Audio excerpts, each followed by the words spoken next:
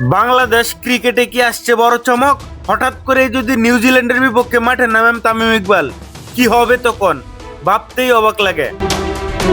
একটা সময় বাংলাদেশের ব্যাটিং মানেই ছিল তামিম ইকবালের আগ্রাসী শুরু, পাওয়ার প্লেতে বোলারদের উপর চাপ তৈরি করা, বড় ইনিংস খেলা, এই সব কিছুতেই তিনি ছিলেন সেরা। এখন ধরুন নিউজিল্যান্ডের বিপক্ষে ম্যাচে হঠাৎ করেই ওপেনিং এ নেমে গেলেন তামিম ইকবাল।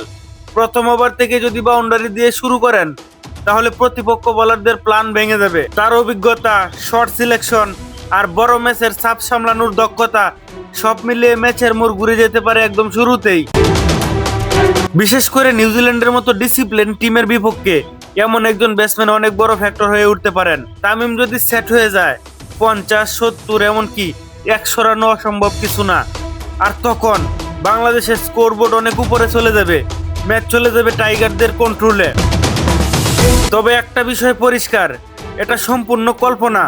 বর্তমানে তামিমের ফেরা নিয়ে কোনো অফিসিয়াল ঘোষণা নেই, কিন্তু ক্রিকেটে তো চমক যে কোনো সময় আসতেই পারে। আপনার কি মনে হয়, যদি তামিম সত্যি নিউজিল্যান্ডের বিপক্ষে খেলতেন তাহলে কত রান করতেন? কমেন্টে আপনার প্রেডিকশন জানাবেন।